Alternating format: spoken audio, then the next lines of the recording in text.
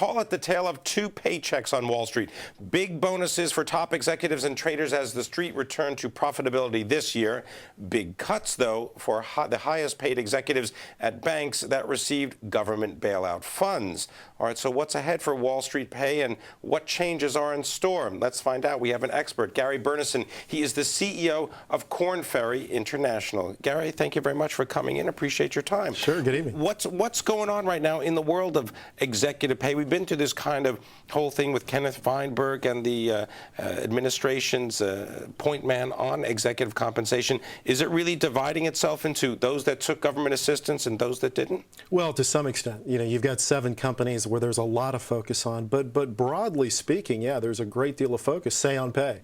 Corporate governance issue, right? This having to do with voting, shareholders voting for a say on pay. Yeah, and there's certainly increased focus on succession planning in the boardroom. And that's really where it should start. And that would be my concern about legislating compensation, is that it really needs to start with the board of directors. Well, have the board of directors of most companies, have they abrogated their responsibilities, or are they stepping up? Oh, I don't know. You know, when the music is playing, everybody's dancing. And what happened a year ago, there was a free fall. And certainly this gives everybody a chance to look inside.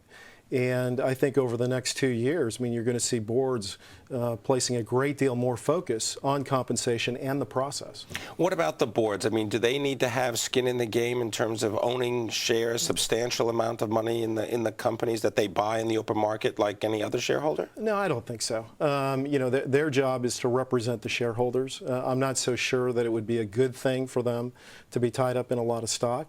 And, you know, stock isn't the answer. I mean, if you look at Merrill Lynch, I mean, in 2006, you know, they changed their compensation plan. They used equity to a great extent. Look at AIG. You know, look at Cassano running the financial products division. You know, he left $69 million of deferred compensation.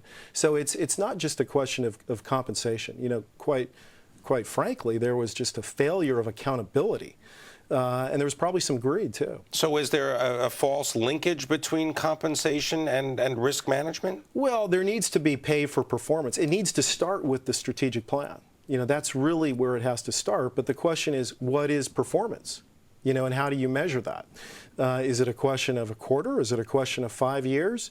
And one size doesn't fit all there. You know, you have to look case by case, and that's, again, where I think the boards need to step up. Are you seeing any changes in this time frame, whether it be a quarter or indeed years? I mean, are we getting a situation now where boards are starting to look much more longer term?